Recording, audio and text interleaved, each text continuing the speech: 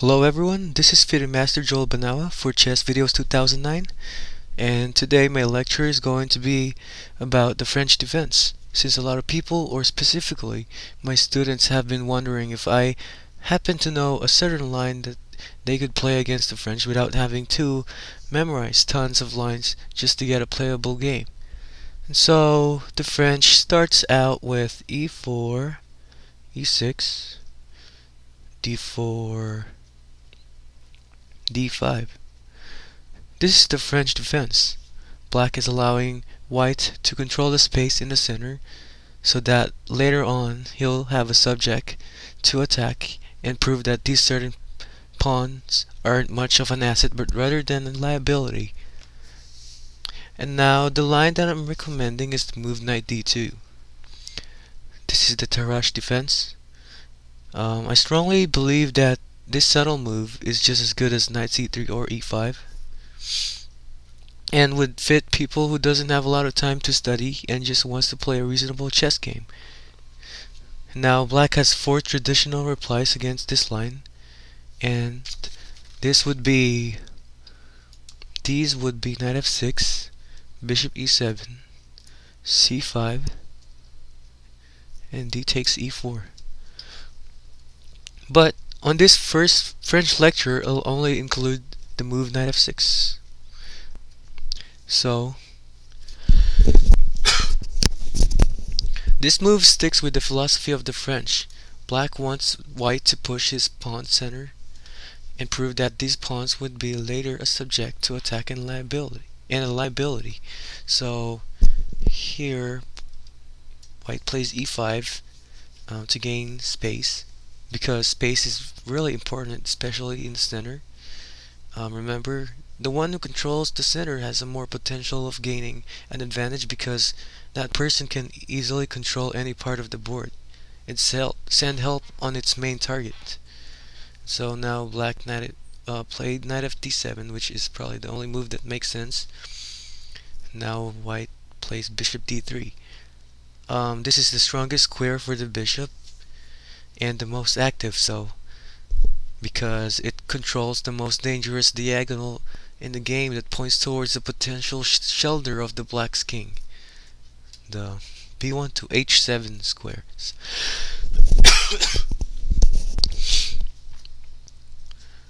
And now black played c5, sticking with the plan on breaking down white's center. Now white plays c3, defending the center. Now you don't play knight e2 here because knight e2 loses on the spot after c4. It's a terrible blunder, and a lot of people mistakenly plays this in the blitz game. So remember, not knight e2 but c3. Okay, c3, protecting and threatening the center. And now knight c6, still attacking the pawns. These pawns. So it's still good because it sticks with the philosophy of this opening. So, and now my recommendation in this position is the move knight gf3.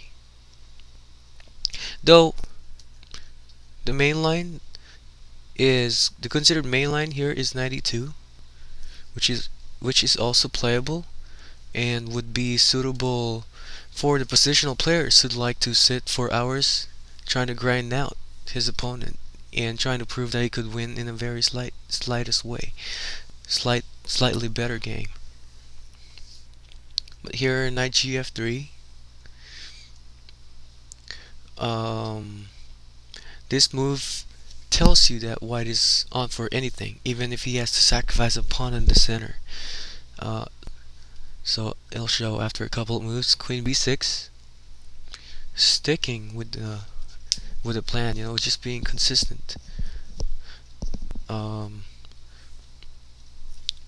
Another thing why queen b6 is probably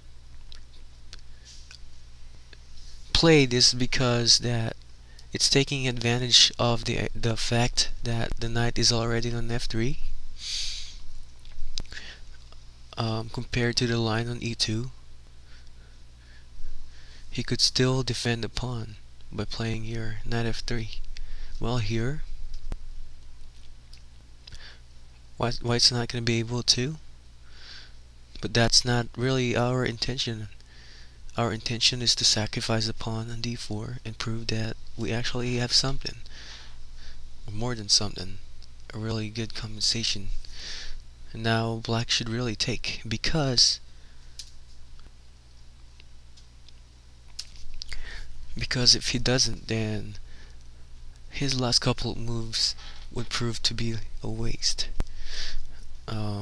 So he's just trying to be consistent here too. So knight takes d4, knight takes d4, queen takes d4, taking on the challenge. Knight f3. Now it's visible that white's pawn sacrifice has a lot of compensation. He's up in the development by a lot, and he has a lot of pieces developed compared to black's uncastled king and undeveloped pieces. If you're gonna look, this is the only two pieces developed, and his king is still in the center. And look at all his pieces. So, don't you think that this is more than enough for a pawn? Now black played queen b6. You gotta stick close to your king, or else something might happen to it. And now here comes the critical position.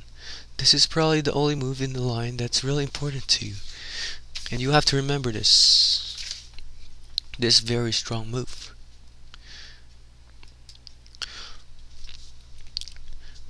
This is the only move that you have to know or memorize in this variation, and this is the ending position of this video. And let me tell you why this move is really strong. First, it paralyzed the king and the knight in the center.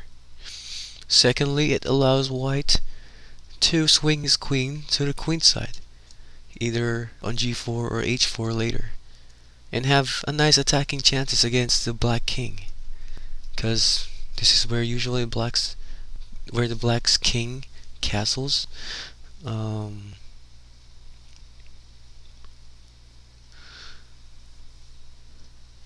Now, if you want to be able to employ this, you should know a couple of the things. So there are a few plans that you really have to know. You could either go for the king side by playing queen g4 once the bishop is gone here, or you could just simply play bishop e3, rook ac1, double rooks on along the c file, and make something happen. You know, you're up in the development by a lot. Now, if you want to master this opening, or really know this, you should play this in a lot of blitz games, or you could just look at some grandmaster games on chessgames.com or on ChessBase, just to get the feel on how to use this opening.